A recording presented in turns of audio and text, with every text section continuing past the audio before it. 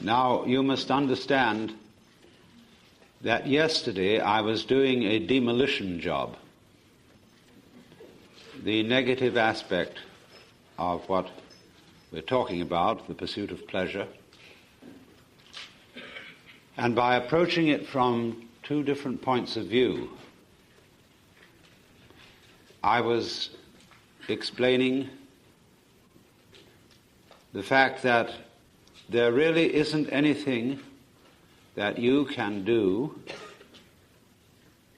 to transform your consciousness into, shall we say, the state of pleasure or ananda, bliss,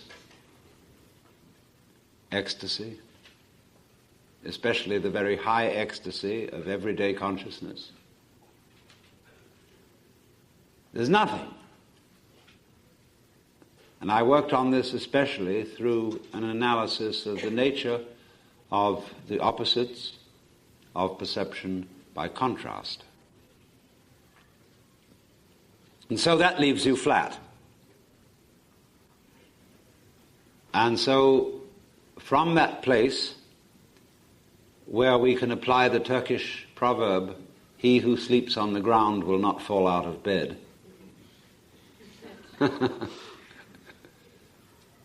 we can proceed to the positive aspect.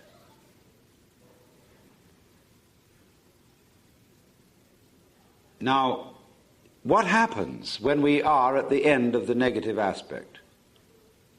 When we come to the depth of the yin motion, which is the seed point of yang? What happens when you are really convinced that, first of all, there is nowhere to be but now, impossible to be anywhere else, to be conscious of anything else except what is present, and that there is no trickery which you can play on your mind, whether it be by an iron forced discipline, or by self-hypnosis, or by any kind of hocus pocus, to bring about a satori, a state of illumination, of cosmic consciousness, or whatever you want to call it. Because this will always be a case of a vicious circle in which the person who needs to be transformed is attempting to do the transforming. In other words, it's the old story of trying to lift yourself up by your own bootstraps, trying to bite your own teeth, look into your own eyes without a mirror, gild the lily, put legs on a snake, beard on a eunuch, and so on.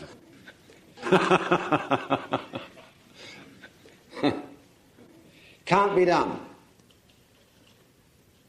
So at that moment, when that is clear, where are you?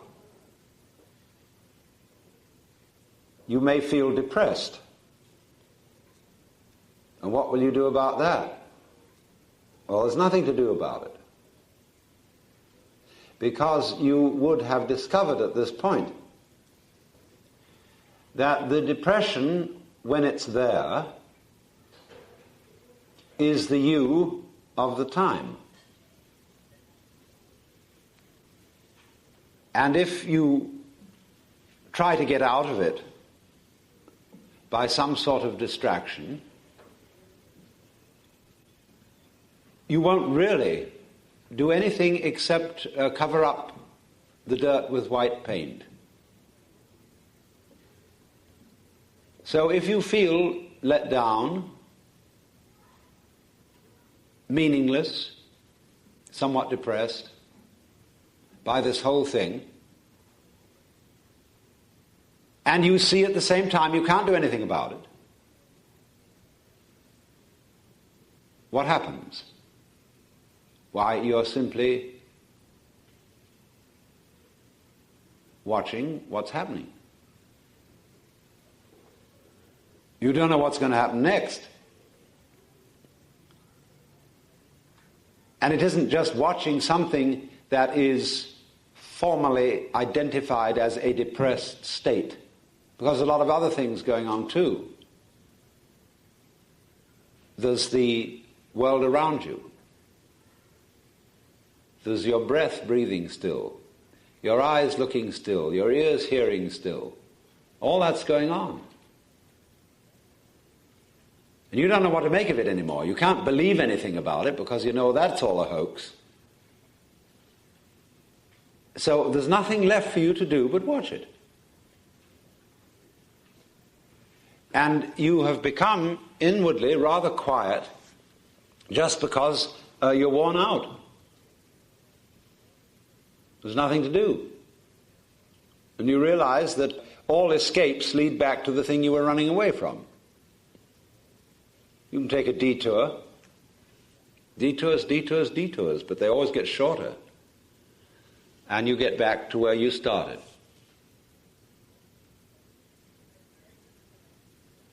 So, when this sort of defeat of all enterprises and ideals and aspirations occurs, you find yourself naturally, and not in an affected or forced way, in the contemplative state, where you're just watching what goes on.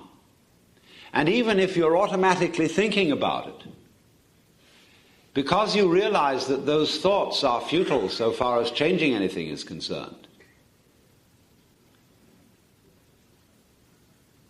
you might as well try to sweep dust on the stairs with bamboo shadows.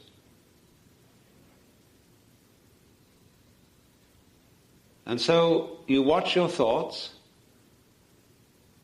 as if they were the ticking of a clock, or birds chattering outside the window, or water falling, or a leaky faucet. And they just chatter on. And life does its thing, and you watch. The thoughts, because they're just chatter, begin to go away.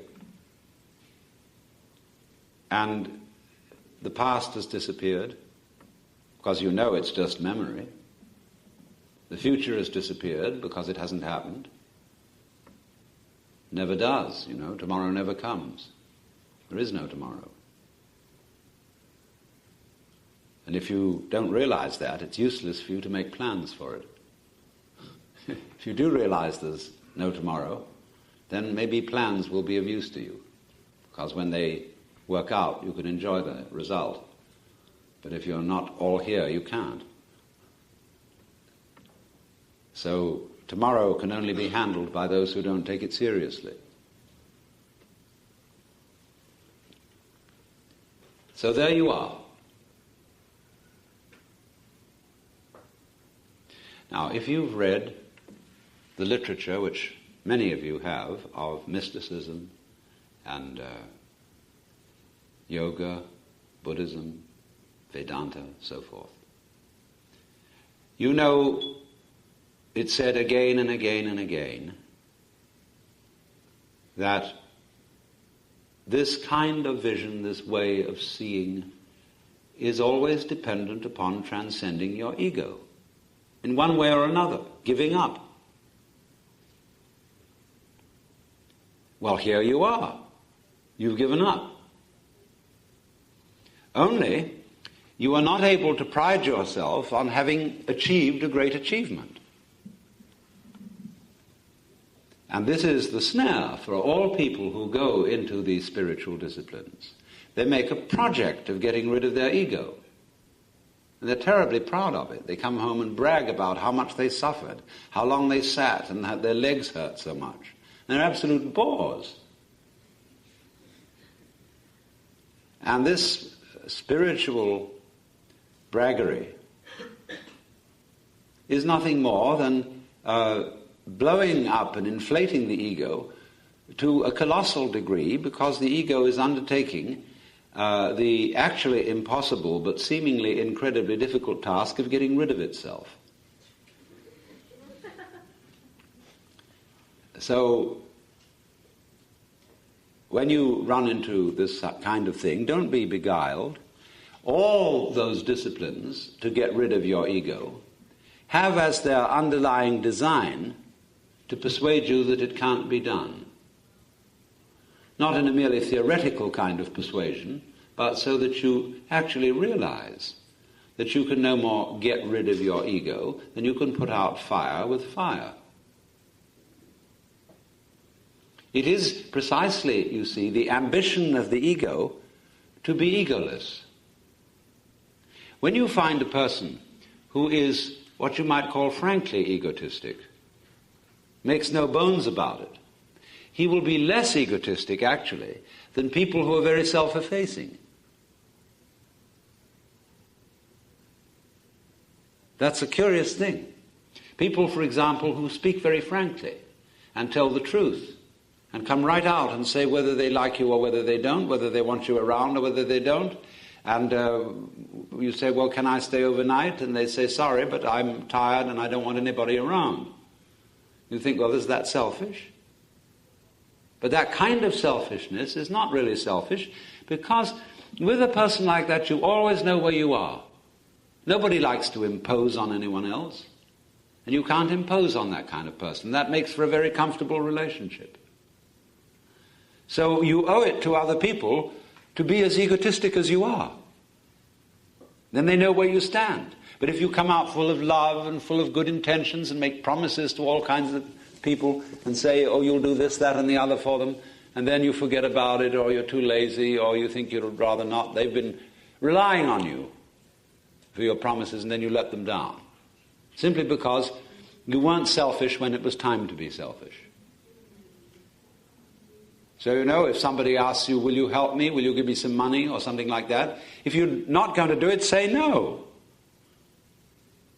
And you shouldn't be ashamed of saying no, because if you're going to do no eventually, do it now. But if you say, well, I'll think it over, I'll go back and look at my bank balance, that means, no, but I don't want to say so. And people are always fouling each other up that way. So it's very important to be as egotistic as you are. Because the ambition to be less egotistic than you are is a very insidious form of egotism. And there is nothing more reprehensible than the ambition to be a saint.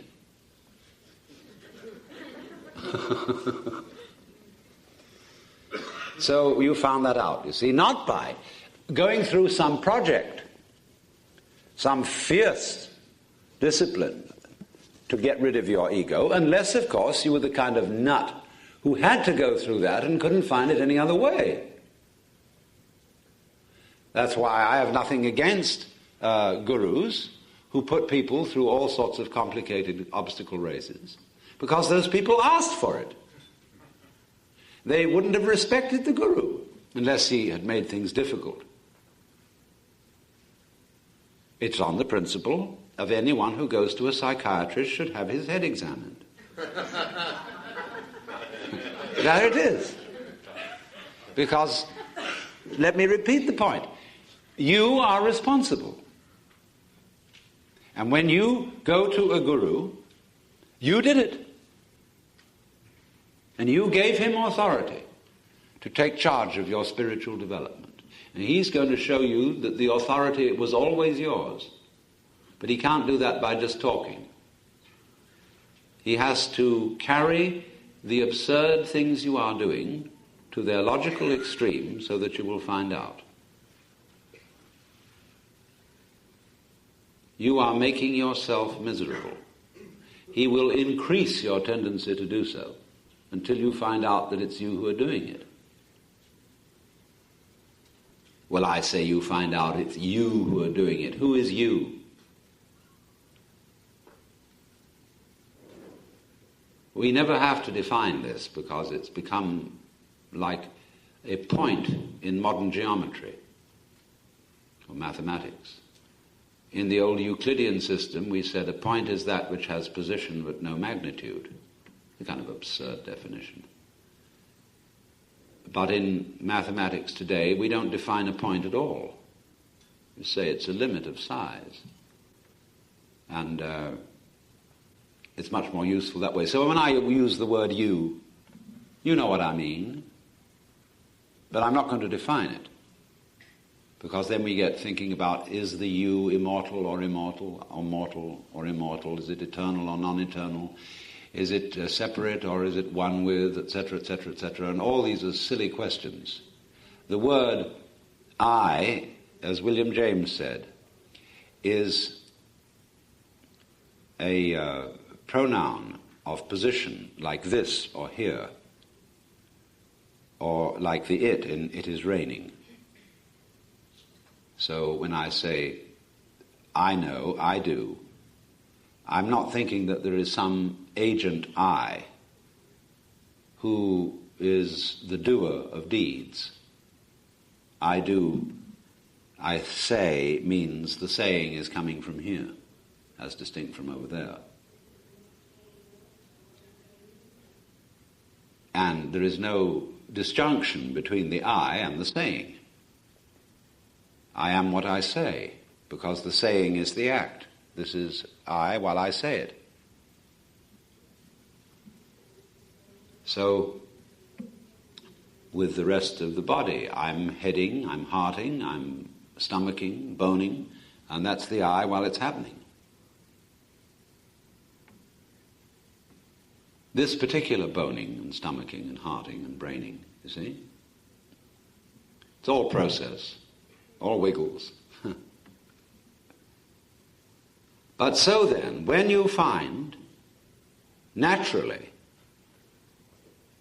that the supposed I, the mythical soul in the body, ego in the brain, or whatever it is fictitious, is a social convention like the equator, and can't do anything except the thought that it can do something simply gets your psychic processes going in a vicious circle. So then at that moment you are in the contemplative state naturally. You are neither trying to do something about it, you are certainly not trying to do nothing about it, because you find the only thing you can do, now this is interesting, the only thing you can do is let it happen, whatever's going on, let it happen, and you're not even letting. How could you stop it? Because if you try to stop it, that trying to stop is all part of the happening. See? So what have you discovered? When there is absolutely nothing to do except it happens, whatever it does happen, you suddenly discover that you are what happens.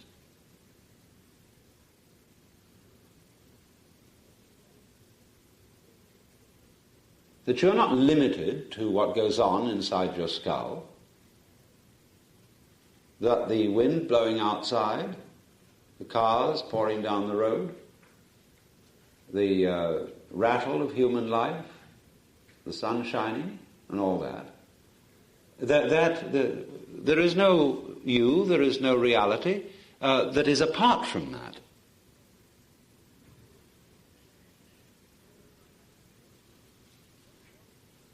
Then stay with that a while.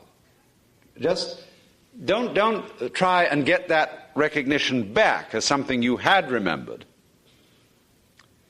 You had suddenly this flash, this insight of Satori.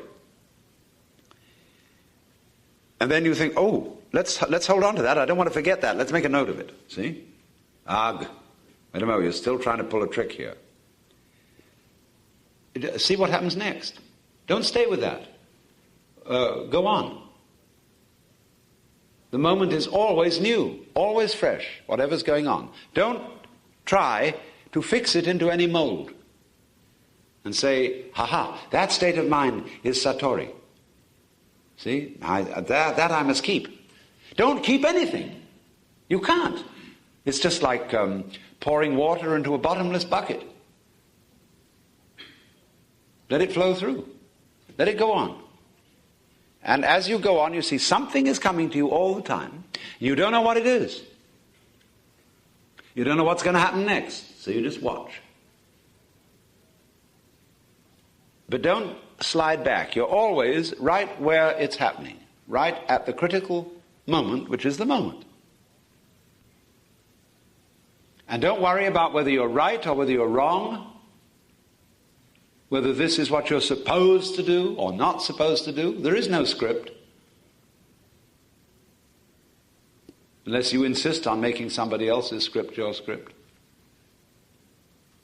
And you see it coming at you. And yet you realize it's not coming at me from somewhere or someone else. This spontaneous arisal is me. There isn't any me besides this. So when the chickens cluck outside, it's just the same as my having belly rumbles. It's all me, from each one of our points of view. Now then, as you well know, those things in life which are most pleasurable almost invariably happen unexpectedly. They are not contrived. When I take students with me to Japan, the first thing I tell them when we sit down together is that this is not going to be a scheduled tour, except within certain rather vague limits. Many people, when traveling in foreign countries, see nothing because they see what they're supposed to see. Somebody tells them, when you go to India, you've got to see the Taj Mahal. You must see the caves at Ajanta. You must see the burning ghats at Benares, and so on. And they all go and see that so that they can say, I've said it. I've seen it. And then they take these little black boxes, which are capturing devices for grabbing experience, and they fascinatedly go around, click, click, click, click, click, click, like this, and never see anything. They're always looking at the aperture figuring and see that that's right, and so on. And it's an absolute drag taking a camera, especially if you're not a professional photographer. You know, you just have to preserve this memory of this one thing. Once in a lifetime, I got a chance to see the Taj Mahal. Click.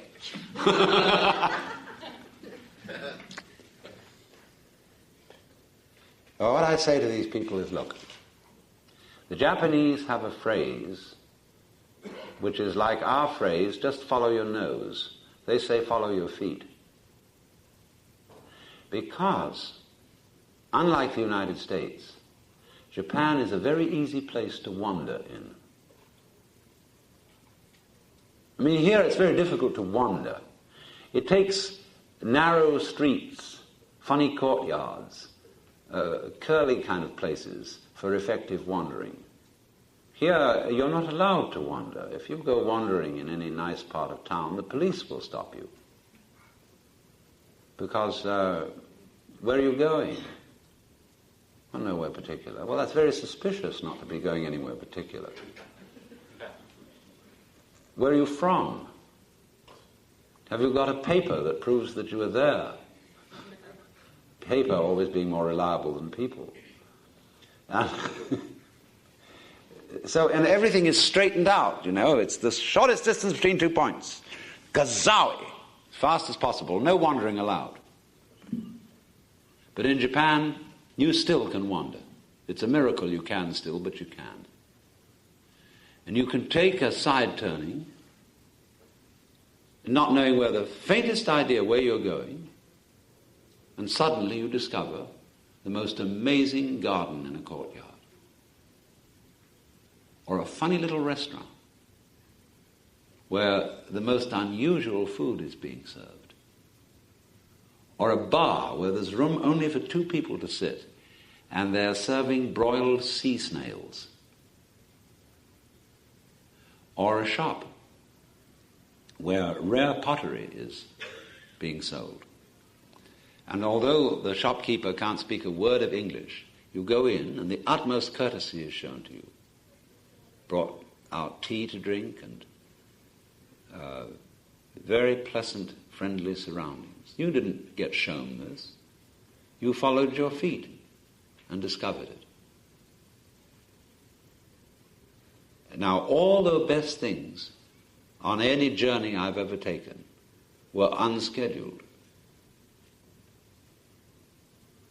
And most of the scheduled things were a disappointment because of the big build-up of expectation and then flop. So, therefore, the essential principle of the positive side of the pursuit of pleasure, you see, is the unscheduled life. Now, of course, for the convenience of other people, some schedule is always necessary. But it's best to make it a kind of humdrum habit thing, and don't get uptight about it.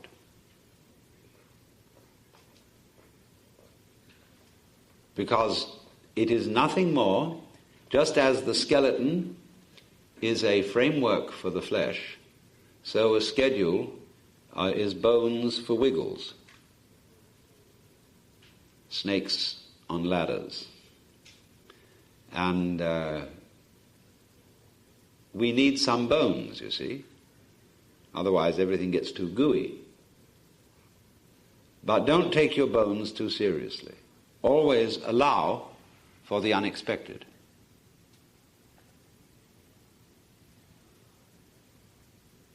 Because this is true at the level of the most simple sensuous pleasures, as well as at the level of high mystical experience.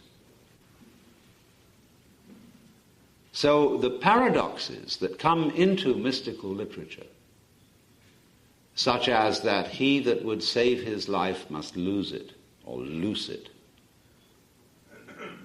or the highest knowledge is non-knowledge, in the Kena Upanishad, where it is explained that Brahman, the Supreme, is known to those who know it not. All that sort of paradox is simply this, you see, that the cosmic consciousness is what arises of itself when you see that nothing arises at all except what arises of itself. In other words, life isn't something on the one hand happening to you on the other, or being done by you on the one hand to it on the other. The whole thing, you and it, is a spontaneous occurrence that is going on. The word spontaneous in Chinese means of itself.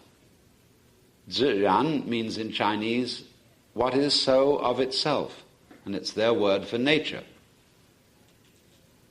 And be careful to remember what I said yesterday, that the happening, the spontaneous, is not something you can preconceive, and by preconceiving it, imitate spontaneity by going against social convention.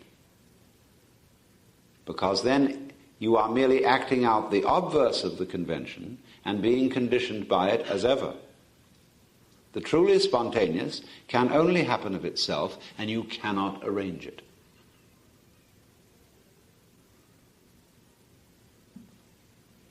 So then, you may say, well, now, does that mean, as we say in kind of everyday talk, just take things as they come? Just live day to day, so on. And then I know if a person asks that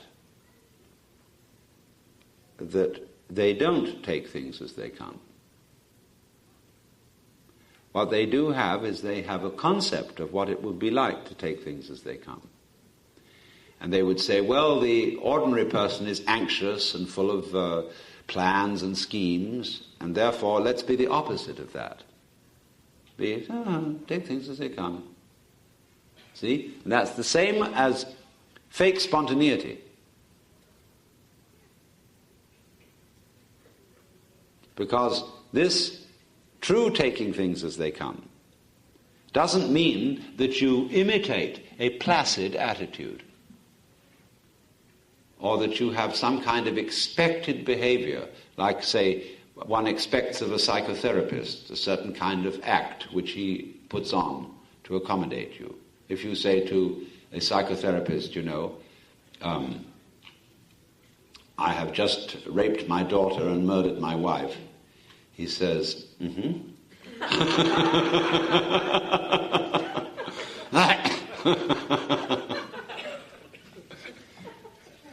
And, that's an amazingly unhuman reaction.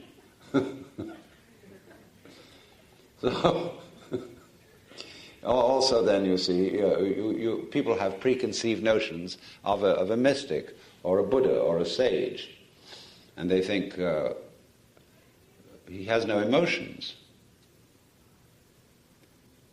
And so when Zen masters, for example, get angry, they get so angry that the room rattles. And but when it's over, it's gone. It's like a child's emotion, A child can flare up and scream, and suddenly, zhup, it's vanished. People think, well, he ought to have more control over himself. Isn't he supposed to have all that yogi self-control and all that no emotion, and be completely serene and placid under all circumstances? Rubbish.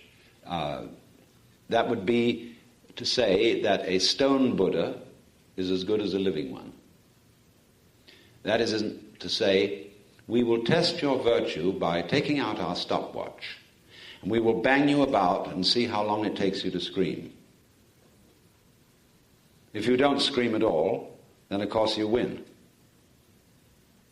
But it doesn't make much difference. You might as well be dead.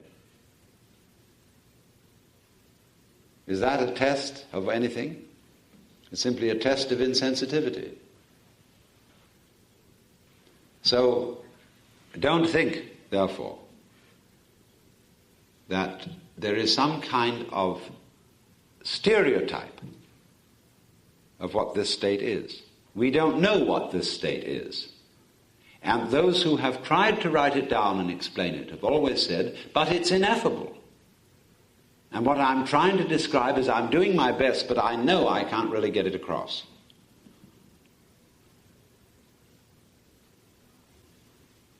So you would say then, going back to the point that I'm making here, the person who said, well, it's just taking things as they come.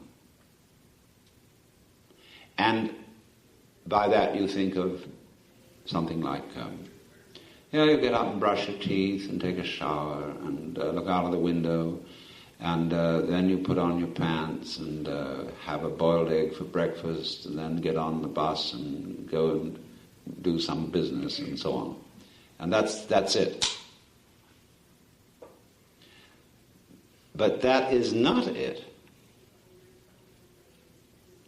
Because when you are in the state that I'm talking about, what, from the former point of view, would have appeared to be nothing more than ordinary everyday life, is suddenly seen to be a magical process. Absolutely weird. So that you can see that you might be just rubbing around in some ash. It becomes perfectly obvious that that's the whole point of the universe. Incredible.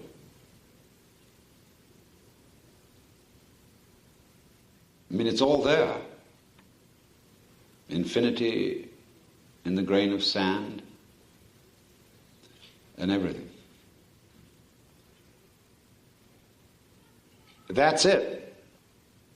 And you look at other people rushing around When people's noses, when they're in that state of rushing around, are more pointed somehow than they would be otherwise. The nose seems to be leading out, the eyes wildly searching, and people going about their business every day, serious. I'm going to get there, I'm going to make this thing. You think they're quite mad. You feel sorry for them. You don't feel angry at them, but they're quite mad. They don't realize that now is it. That's where it's all going, as well as where it all comes from. The Alpha and the Omega is now. And indeed the angels keep their ancient places, turn but a stone and start a wing. The whole surround of us is completely magical. Now, of course, we become aware that imaginative people are conscious of this. Imaginative people show their consciousness of it by the way they act, by their taste in whatever they surround themselves with. You begin to notice that there are some certain people with whom you either have great accord or great fear because they're not ordinary, because they have an atmosphere of magic. They have imagination. And they're not hiding under an attempt to conform to the ideal of being ordinary. And the artistic people are here. There are also people you can call relaxed people, relaxed society. There's a very wonderful class of people.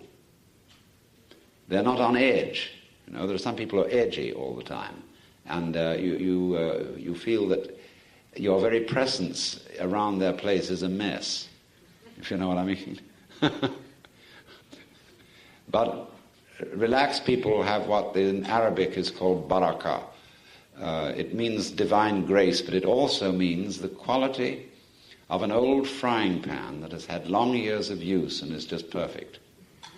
That's barakah. And there are people like that too, you see.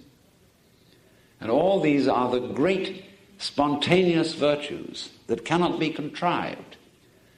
See, we can try to produce barakah by finding some scientific process for artificially antiquing things, for putting patina on bronze in 5 minutes, for pre-aging wine, or something like that. I mean, none of it works. It's all phony. Because this thing can only come in the process of growth.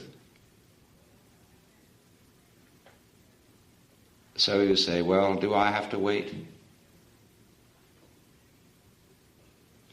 But the whole thing is in the waiting. I don't mean the virtue of patience. I mean waiting when there is nothing to do but wait. And when you see there is nothing to do but wait, then it happens. But it won't be hurried. Because the minute you're trying to hurry it, that introduces the one thing that stops it. The miracle, the magic thing is happening all the time. But you can't see it when you're trying to get it. And you can still less see it when you're trying to get it fast. So there is no alternative but to go through the point of you can't get it at all.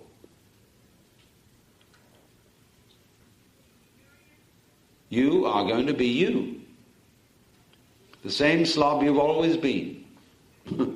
See? You can't change it. And all your good resolutions are just bombast. And then you start to be real.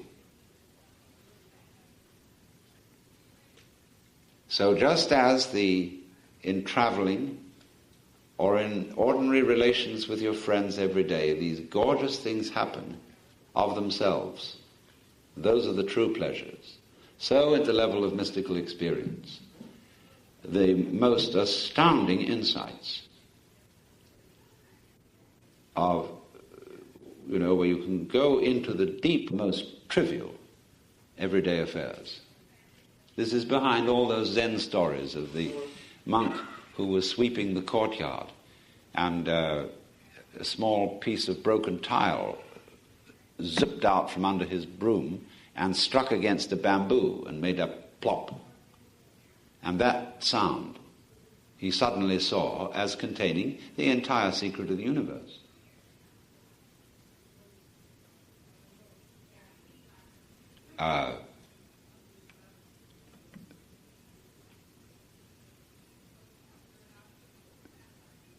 One can do it from anything. As I say, it could be the ashes in the ashtray. It could be light in a dewdrop. It could be the sound of a bell. Any point becomes the takeoff point, because there's a principle in operation which the Japanese call jiji muge. Now the word ji means any experience which you could identify as a thing or an event. So, and the doubling of the word jiji means between thing-event and thing-event. Muge, mu means no, ge means barrier or obstruction.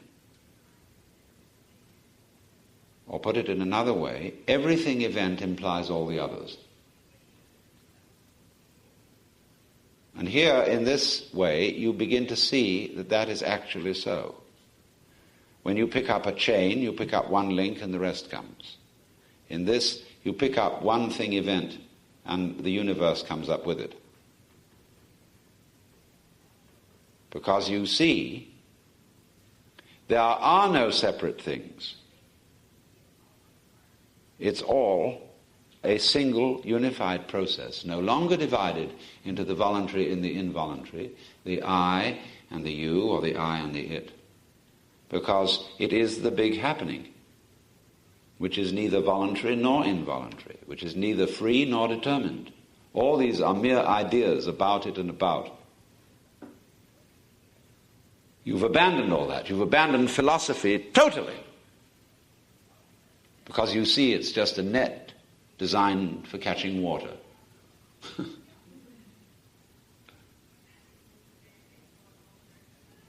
And when all that's gone, and that whole attempt to clutch life, to capture the pleasure, has disintegrated, there it is. And you needn't feel anxious about, will it stay? It's a gorgeous thing to feel you no longer got to worry whether it will stick around.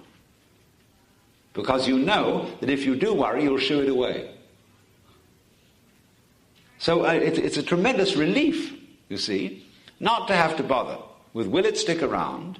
Will I lose my insight? Will my Satori take wing and go off with the bats? You just forget it.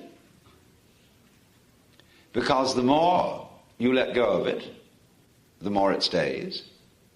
And you don't even have to worry about, will you be sure to let go of it? Because that too is a hang-up.